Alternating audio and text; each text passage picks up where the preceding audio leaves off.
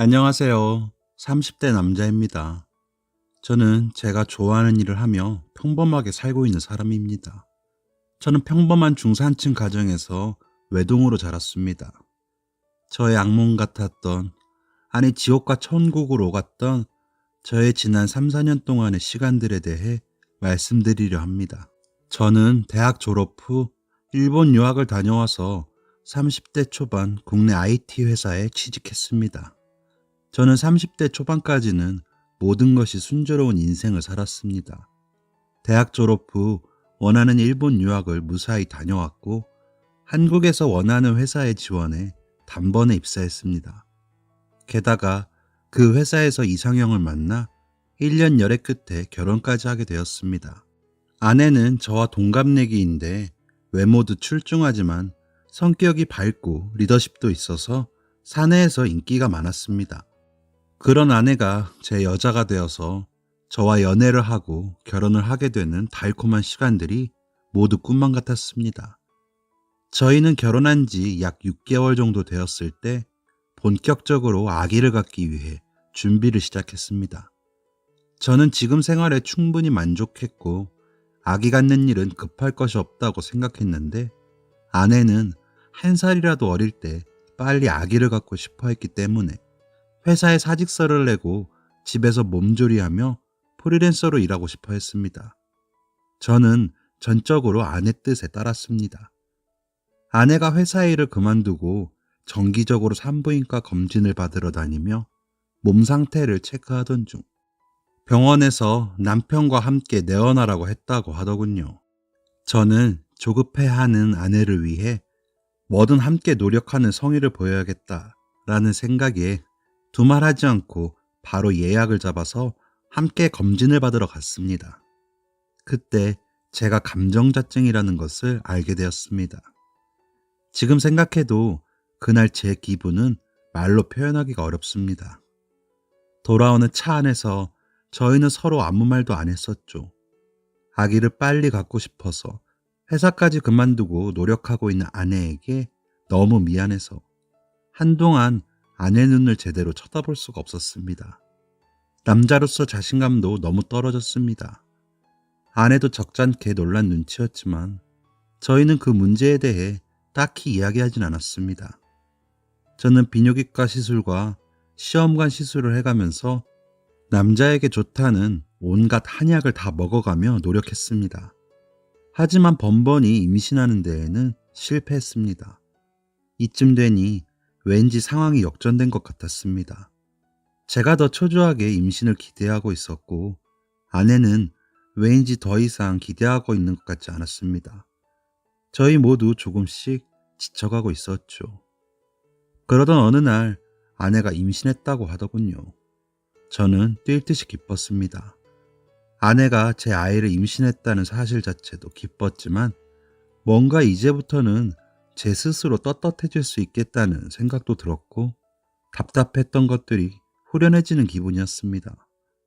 아무튼 저희는 행복한 나날을 보냈습니다. 아내는 매우 조심해가며 생활했고 저도 아내에게 도움이 되는 일이면 뭐든지 다 해주고 싶은 마음이었습니다. 무슨 일이 있어도 칼퇴근을 했고 집안 청소와 장보기 등 아내를 위해 뭐든 할 수 있는 것을 다 하며 행복한 시간을 보냈습니다. 한 번은 제가 아내에게 서프라이즈 이벤트를 해주고 싶어서 꽃을 준비해서 아내 병원을 찾았습니다. 아내가 병원 가는 시간에 맞춰서 몰래 병원을 방문했던 거였죠. 평소에 직장일이 바쁘다는 핑계로 병원에 함께 가주지 못했던 것이 내심 마음에 걸리기도 했고요. 하지만 저는 그곳에서 충격적인 장면을 목격하게 되었습니다. 저의 아내는 외간 남자와 함께 있더군요. 저는 손에 힘이 풀려 들고 있던 꽃다발을 땅에 떨구고 말았습니다. 제 눈에 들어온 광경은 어떤 남자가 아내의 손을 꼭 붙잡고 함께 앉아있는 것이었습니다. 누가 봐도 그 남자가 그녀의 남편 같아 보였습니다. 제가 꽃을 툭 하고 떨구자 대기실의 모든 사람들의 시선이 저에게 쏠렸고 이내 아내가 저를 발견하고는 놀랐습니다. 그 남자는 정황상 제가 남편이라는 것을 눈치채고는 안절부절해 하더군요. 저는 목구멍까지 고함이 올라왔지만 산모들이 있는 병원에서 소리를 칠 수 없어 아내에게 집으로 돌아오라는 제스처를 한 뒤 차에 올라타서 집으로 향했습니다. 집으로 오는 차 안에서 저는 아이가 혹시라는 마음도 들고 그러면서도 아닐 거야, 아니겠지 하기도 하고 1초에 수십 가지의 생각이 머릿속을 들락날락했습니다. 저는 운전을 어떻게 했는지도 모르게 멍한 상태로 집으로 왔고 아내도 뒤따라 들어왔습니다. 저는 집에 도착해서 냉수를 2잔 연속으로 벌컥벌컥 들이켰습니다. 저는 무슨 말부터 꺼내야 할지 몰라 머리가 복잡했습니다. 아내는 들어오자마자 소파에 앉더군요. 제가 당신 이 상황이 뭔지 설명해봐 라고 하는 말이 끝나기가 무섭게 아내는 냉정하고 차분하게 말하더군요. 그래, 당신이 생각한 대로야. 지금 뱃속에 있는 아이 당신 아이 아니야. 당신도 눈치챘었겠지만 나 그동안 당신한테 지쳤었어. 아이도 못 만드는 당신 보고 살 생각하면 정말 끔찍했었다고. 내가 가장 힘들 때 내 버팀목이 되어준 사람이 바로 그 사람이야. 저는 분노했지만 분노할 수 없었습니다. 이 모든 것이 저의 탓인 것만 같았습니다. 분노는 곧 수긍, 낙담으로 변하더군요. 아내 입장도 이해해야 한다고 생각했습니다. 아내도 여자로서 자신의 아이를 갖고 행복한 가정을 꾸려서 살고 싶은 마음이 얼마나 간절했을까라는 생각이 들더군요. 하지만 억장이 무너지는 것은 사실이었습니다. 아내는 이왕 이렇게 다 알게 된 거 하루라도 빨리 이혼하자고 했습니다.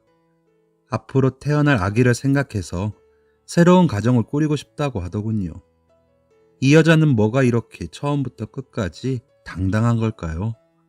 저는 그렇게 말하는 아내 앞에서 정말 할 말이 없었습니다. 많은 날을 고민하다가 받아들이기로 했습니다. 어차피 아빠가 될 수도 없는 남자이니 아내를 보내주기로 결심한 것이었습니다. 저희 둘은 이혼했고 제 아내는 그 남자와 재혼을 했습니다. 그리고 저는 반폐인이 되었죠. 전처로부터 느낀 배신감과 모멸감 때문에 거의 일주일 정도는 잠을 한숨도 잘 수 없었습니다. 임신 사실을 알고 기뻐했던 제 자신이 너무 부끄럽고 비참했습니다. 이제는 어떤 심정으로 사람을 대하고 살아야 할지 두려운 마음마저 들었습니다. 회사는 정식으로 절차를 밟지도 않고 퇴사해버렸습니다. 제가 이혼한 후 어머니는 제가 혼자서 밥은 어떻게 해먹고 있는지 걱정이 되셔서 일주일에 한두 번은 꼭 집에 들르셨습니다. 매일매일을 술로 보내던 어느 날 저희 어머니께서 저를 불러놓고 말씀하셨습니다. 어머니께서 저를 얼마나 많이 사랑하시는지에 대해 말씀해 주셨습니다. 어머니께서 저를 뱃속에 가지셨을 때부터 저는 어머니의 모든 것이었다고 하셨습니다. 어머니께서는 지금도 저의 어린 시절 모든 것이 다 기억난다고 말씀하셨습니다. 그리고 어머니께서는 아들아, 나는 네가 사람들의 질타를 받을 나쁜 짓을 한다고 해도 너는 내 배에서 낳은 자식이기 때문에 난 너를 끌어안을 것이다.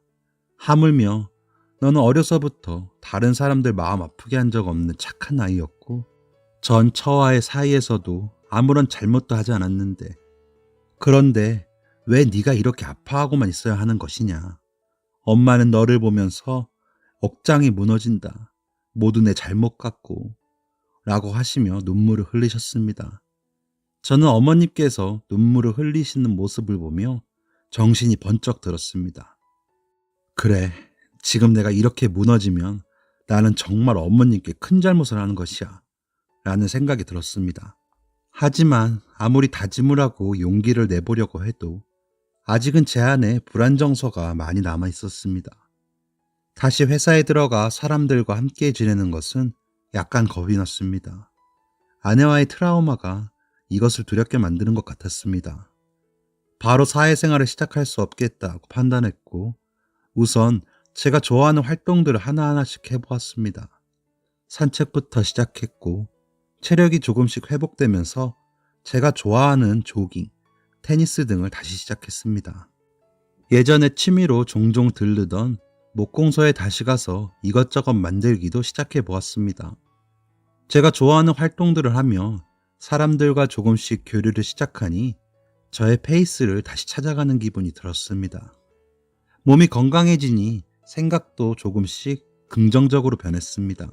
지금까지 살아온 제 인생에 그리 나쁜 일만 있었던 건 아니었다 싶었습니다.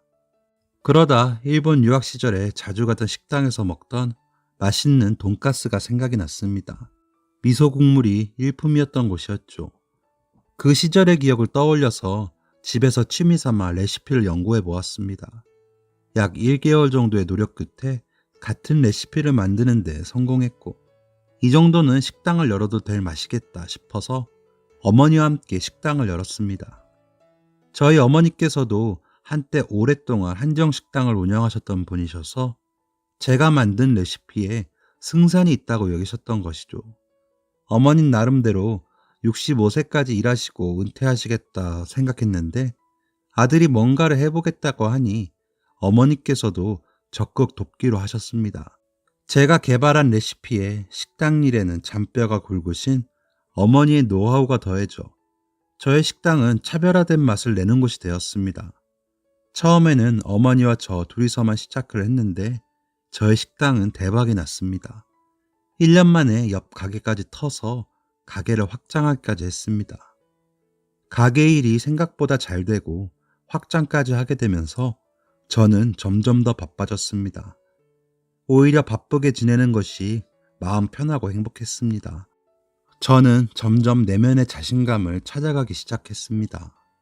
멀리서 저희 가게를 찾아와 주시는 손님들, 그리고 손님들이 밖에서 오랫동안 줄 서서 기다리고 계시는 모습을 볼 때마다 너무 감사하고 죄송하기도 했지만 한편으로는 이 모든 상황들이 제 자존감이 올라가게 했습니다. 더 이상 저는 초라하고 무능력하지 않고 제 일에 대한 자부심을 갖고 있는 사람으로 변해가고 있었습니다. 승승장구하던 어느 날 제 인생에 다시 한 번 더 봄날이 찾아왔습니다. 늘 가게에 아이를 데리고 오던 여자분이 있었는데 아이는 5살 난 남자아이였고 저는 그 아이를 참 예뻐했습니다.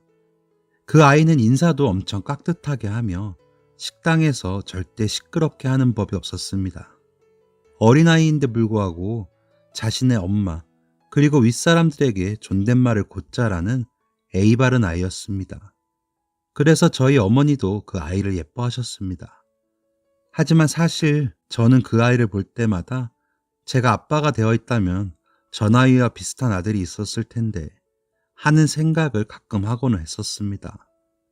아이 엄마는 당차고 씩씩한 스타일이었고 진국인 사람이었습니다. 그녀의 남편은 건설 현장에서 일하다가 아들이 태어나던 해 현장에서 사고로 목숨을 잃었다고 했습니다. 그 후 혼자 아들을 억척스레 키우고 있었습니다. 아이 엄마와 저는 처음에는 그냥 평범한 손님이었지만 어느새 친해지게 되었습니다. 아이 엄마는 가게에 들를 때마다 각종 음료수며 자양강장제 같은 것들을 챙겨왔고 더운 날엔 팥빙수를 사오기도 했습니다. 처음에는 단골 손님이 저를 챙겨주시는 것에 고마움을 느꼈습니다. 저도 가끔 지나다가 장난감이 보이면 아이의 것을 사기도 했습니다. 하루는 아이가 저에게 이번 주 토요일에 유치원에서 발표회를 하는데 삼촌이 와주시면 좋겠어요 라고 하더군요. 저는 제가 가도 되나 싶기도 했지만 아이가 저렇게 해맑게 얘기하니 그 자리에서 당장 가겠다고 약속을 해버렸습니다. 그렇게 저는 아이와 아이 엄마와 가까워지다가 아이 엄마와 연애를 하게 되었습니다. 아이 엄마가 먼저 고백해서 시작된 거였죠. 제가 먼저 고백하지는 못할 테니 아이 엄마가 저를 배려해서 먼저 고백해 준 것이었죠. 저는 아이 엄마와 그동안 각자가 살아온 이야기를 하면서 제 마음이 많이 정돈되는 느낌을 받았습니다. 저는 사실 새로운 사랑을 시작한다는 것 자체가 두려워서 많이 망설였습니다. 이 인연이 끝까지 좋은 관계로 갈 수 있을까? 결국 서로에게 상처를 남기고 끝나는 것은 아닐까? 하는 부정적인 생각이 계속 드는 것은 어쩔 수가 없었습니다. 하지만 그녀는 마치 친구처럼, 누나처럼 저의 마음을 계속 이해하고 기다려 주었고 따뜻하게 품어주었습니다. 저는 그녀의 정성에 인해 마음을 열게 되었습니다. 그리고 쉽게 진도를 내지 못하는 저를 어머니는 답답해하며 적극적인 푸시를 하셨습니다. 어머니 덕분에 저희들은 연인에서 부부로 발전하게 되었습니다. 소박하게 식구들과 결혼식을 올린 후 저희는 손님과 사장이 아닌 부부 사장이 되어서 식당을 운영하게 되었습니다. 아내는 긍정적인 에너지를 내뿜는 사람이었고 손님들에게도 싹싹하고 친절하게 대했습니다. 인상이 좋은 아내 덕분에 혼자일 때보다 매출이 더 좋아졌고 너무 바빠져서 힘들지만 행복한 날들을 보냈습니다. 저희는 처음에는 아내가 제가 살고 있던 집에 들어와 살다가 1년도 안 되어 집도 새로 구했고 얼마 전에는 큰 패밀리카로 자동차도 바꾸었습니다. 어머니 모시고 가족 모두 함께 타고 다닐 편한 차가 있었으면 좋겠다는 생각이 들어서입니다. 지금의 가족들을 생각하며 열심히 일하고 가족들을 위해 뭔가 해줄 수 있는 것이 너무 행복했습니다. 그렇게 저는 큰 상처를 잊어가며 새 아내와 새 아들과 그리고 어머니와 행복해지고 있었습니다. 이렇게 영원히 평온하고 행복할 것만 같던 제 일상이 또 한 번 부서지는 것 같은 사건이 일어났습니다. 제가 결혼한 지 1년쯤 되던 때 전처가 가게에 찾아왔습니다. 정확히 이혼한 지 5년이 지난 후였죠. 전처는 첫인상이 밝고 세련돼 보이는 사람이었는데 그새 많이 변해 있었습니다. 전처는 가게에 들어서는 순간 지금의 아내를 보며 제가 재혼하는 것을 감지한 듯 했습니다. 전처는 전에 남자가 생겼을 때처럼 싸늘하고 단도직입적으로 말했습니다. 나 이혼했어. 아이 유전자 검사했었는데 그 사람 아이가 아니었어. 그 이유로 이혼당했어. 그 아이 당신 아이야. 나는 당신이 아이를 갖지 못해서 이혼한 거였는데 이 아이가 당신 아이라니. 모든 것을 제자리로 돌려놓아야 하지 않겠어? 라고 하는 것이었습니다. 간신히 과거에서 벗어나 지금의 행복을 누리고 있는데 또다시 과거의 일을 들먹이며 제 발목을 잡는 것 같아서 저는 자초지종을 알아보고 싶지도 않았습니다. 저는 그럴 리가 없을 거다. 내 아이인지 어떻게 확신하냐며 믿지 않으려고 했지만 그녀는 그 사람의 아이가 아니라면 제 아이가 100% 확실하다라고 말했습니다. 설사 어이없게도 그 아이가 제 아이가 맞다고 해도 이제 와서 모든 것을 제자리로 돌려놓아야 한다는 것은 무슨 논리인가요? 정말 마른 하늘에 날벼락도 유분수지. 이게 무슨 상황일까요? 저는 의미 없는 논쟁은 그만하고 유전자 감식을 통해서 확인하자고 했습니다. 그리고 하늘도 무심하게 그 아이는 제 친아들임이 확인되었습니다. 저는 제 친아들이어도 달라질 건 없다고 단호하게 말했지만 전처는 저의 어머니를 설득하기 시작했습니다. 어머니도 처음에는 단호하게 거절하셨지만 점점 전처에게 설득되어가는 눈치셨습니다. 제가 대학 졸업하던 해에 아버지께서 지병으로 돌아가셨습니다. 저희 어머니는 50대 초반에 혼자 되셔서 정말 저만 보고 사셨습니다. 그러니 어머니에게 친손자는 정말 큰 의미로 다가왔겠지요. 저도 지금의 아내에게는 조금 미안했지만 제 친아들이라고 하니 마음이 쓰였던 건 사실입니다. 하지만 지금의 아내는 너무 좋은 사람이기에 감히 아내에게 상처 주는 일은 생각도 할 수 없었습니다. 전처도 자존심이 보통 센 여자가 아닌데 이렇게 아이 문제를 가지고 저를 다시 찾아올 때는 보통 결심을 하고 온 것은 아니었겠죠. 전처는 어머니를 계속 설득하고 있었습니다. 한 번은 밖에서 어머니와 전처가 따로 만난 눈치였는데 아마도 전처가 어머니께 친손자를 직접 보여드리기도 했었겠죠. 저는 중간에서 정말 이러지도 저러지도 못하는 괴로운 시간을 보내고 있었습니다. 지금의 아내는 이런 제 상황을 너무 잘 이해해주고 있었습니다. 보통의 여자라면 전처와 머리를 잡고 싸우거나 저에게 서운한 빛을 보이거나 할 법도 한데 아내는 항상 제 입장에서 먼저 생각해 주었고 저희 입장에서 이해하려고 했습니다. 아내는 당신이 어떤 선택을 해도 저는 당신의 뜻을 따르겠어요. 라고도 했죠. 지금 생각하면 이런 일이 벌어진 것 자체가 아내에게 매우 미안할 일이었는데 그때는 그런 생각을 할 겨를이 없었습니다. 정말 머리가 하얘지더군요. 내 아들이라고? 그때 너무 성급하게 감정적으로 이혼을 했었던 건가? 좀 더 알아볼 걸. 이제 어떡하지? 정말 별의별 생각이 다 들었습니다. 이렇게 저희 가족 모두 고통스러운 시간을 한 달 정도 보내고 있던 중 어머니께서 제게 하실 말씀이 있으시다고 하셨습니다. 어머니는 제게 여러 날을 고민했다. 하지만 내가 여기서 중심을 잡지 못하면 모두가 불행해질 것 같아서 결심을 했다.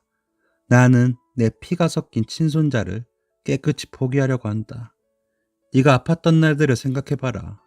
그리고 너를 그 상처에서 꺼내어준 지금의 며느리랑 손주 생각하면 내가 여기서 다른 생각을 하면 안 된다 싶더라. 네 생각은 어떠냐? 저는 상황을 매듭지어 주시는 어머니의 말씀에 반색하며 저도 어머니와 같은 생각입니다. 저는 지금의 아내를 무척 사랑하고 또 그 사람의 아들도 친아들처럼 아끼고 있습니다. 제 피가 섞인 친아들을 모른 척하고 사는 것도 힘든 일이겠지만 어머니 말씀처럼 지금 결단을 내리지 않으면 우리 모두 불행해질 것이 뻔해요. 전처에게서 난 아들은 저와 인연이 아니었다고 생각하겠습니다. 라며 어머니와 저는 손을 잡고 한참을 울었습니다. 제가 그동안 전처와 이혼 후 어떤 삶을 살았는지 제 친자식을 포기하는 것이 어떤 심정인지를 아는 사람은 세상에 어머니밖에 없다는 생각이 들었습니다. 어머니와 저는 그냥 이전의 일들은 가슴에 묻고 앞으로의 일들만 생각하기로 했습니다. 다음 날 전처가 가게로 다시 찾아왔을 때 저는 저의 결심을 전했습니다. 어머니께서도 같은 생각을 하고 계시니 앞으로는 아이를 위해서도 다시는 연락하거나 찾아오지 않았으면 좋겠다고 했습니다. 하지만 아이가 대학 졸업할 때까지 양육비는 제가 부담하겠다고도 했습니다. 전처는 크게 분노하며 저에게 막말을 하더군요. 그러게 네가 제때 임신만 했으면 이 사단이 나지 않았을 거 아니야? 다 네 책임 아니야? 라고 하며 소리를 지르더군요. 그런데 그때 조용히 일을 하던 지금의 아내가 단무지를 정리하다가 국물을 퍼와 전처의 머리에 부어버렸습니다. 전처가 눈이 땡그레져서는 아내에게 야, 너는 뭐야? 너랑 상관도 없는 일에 왜 끼어들어? 그러자 아내는 단무지통을 통째로 들어서 전처의 머리에 엎어버렸습니다. 시큼한 냄새가 사방에 진동했습니다. 그러면서 이게 보자 하니까 어디 와서 행패야? 이렇게 어른 앞에서 대바라지게 행동하는 경우는 살다 처음 보네. 내가 초반에는 내가 나설 자리가 아닌 것 같아 가만히 있었는데 지금은 내가 한마디 해야겠다. 이년아, 이제 와서 네 상황이 어찌 되었던 말든 우리 시어머니와 남편에게 이따위로 말하는 경우가 어딨어? 난 이건 못 참아. 라며 무섭게 쏘아붙이더군요. 이내 전처는 아내의 기세에 눌린 건지 단무지 국물에 노랗게 물이 들어 눈을 흘기며 자리를 떠났습니다. 그리고 일주일 정도 지났을까요? 전처에게서 전화가 왔습니다. 자기는 아빠 없이 혼자 아이를 키울 자신이 없다고 하더군요. 오늘 당장 아이를 데리고 가든지 말든지 하라고. 자기는 떠나겠다고 했습니다. 그 동네 놀이터에 가면 아이가 있을 거라고 하더군요. 전처는 일방적으로 통보하고 전화를 끊었습니다. 제가 아이를 데리러 가지 않으면 아이는 어느 시설에 맡겨지게 되겠지요. 저는 통화를 끊고 한참을 생각했습니다. 또다시 머리가 하얘졌습니다. 그리고 고민 끝에 아내에게 이 상황에 대해 얘기를 했습니다. 이에 지금의 아내는 두 번 생각하지도 않고 망설임 없이 가요. 그 아이 당장 데려와요. 당신이 내 아들을 친아들처럼 키워주는데 나도 당신 친아들 내 아들처럼 키울 자신이 있어요. 사실 나는 이 상황까지 이미 예상하고 상상하고 있었어요. 마음의 준비가 되어 있어요. 라면서요. 제가 전처에 전화를 받은 건 오후 8시경이었는데 저희들은 9시경에 서둘러서 1시간 만에 가게를 마무리하고 그 놀이터로 달려갔습니다. 혹시 이미 사라져버렸으면 어쩌지 하는 생각을 하며 급하게 찾아갔습니다. 이렇게 되고 나니 갑자기 제 아이에게 미안한 마음이 북받쳤습니다. 전처가 찾아왔을 때 내가 단번에 거절했다는 것을 이 아이가 알면 얼마나 상처를 받을까 하는 생각도 들었습니다. 다행히 아이는 전처가 말한 그 놀이터에 저녁 늦은 시간까지 홀로 앉아 있었습니다. 그때 시간은 이미 저녁 10시를 향하고 있었습니다.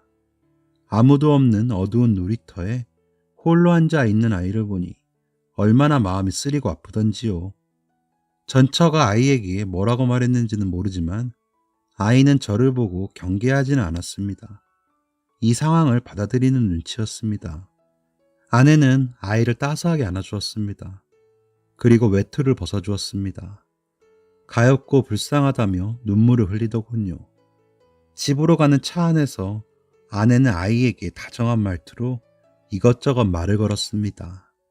밥은 먹었는지, 몇 시부터 놀이터에서 놀고 있었는지. 저희는 우선 집에 데려가서 아이에게 밥을 먹이고 따뜻한 물에 씻기고 재웠습니다. 그리고는 어머니 방으로 건너가서 오늘 일에 대한 상황을 설명해 드렸습니다. 오늘 전처 전화를 받고 급하게 움직이느라 어머니께 의논드릴 여유 없이 저희끼리 결정하게 되었다고도 말씀드렸습니다. 어머니께서도 그동안 내심 손자가 마음에 걸리셨는지 만감이 교차하시는 표정이었습니다. 이 일이 이렇게 되었으니 나는 이 일을 하늘의 뜻이라고 생각하겠다. 하지만 나는 내가 죽을 때까지 손자들을 공평하게 대하겠다. 라고 하시더군요. 그리고 저희들에게도 너희들도 내 마음과 같다면 꼭 그렇게 하거라. 라고 하셨고 그날 밤 저희 셋은 서로에게 약속을 했습니다. 두 아이에게 똑같이 사랑을 베풀며 잘 키우겠다고 스스로에게도 다짐을 했습니다. 그렇게 저희는 네 식구가 되었고 지금은 변호사님의 도움을 받아 아이를 제 호적에 올리기 위해 준비 중입니다. 이후 전처는 다시 연락이 오지는 않았습니다. 난임으로 애를 갖지 못해 힘들었던 제가 졸지에 두 아들의 아빠가 되었습니다. 지금처럼 행복한 아빠, 행복한 남편으로 살 수 있도록 기회를 준 지금의 아내에게 감사해야 하며 더 노력하며 살고 있습니다. 지금까지 긴 이야기 들어주셔서 정말 감사합니다. 모두 행복하시고 늘 건강하세요. 지금까지 사연 들어주셔서 감사합니다. 사연이 재밌으셨다면 구독과 좋아요를 눌러주세요. 감사합니다. 안녕히 계세요.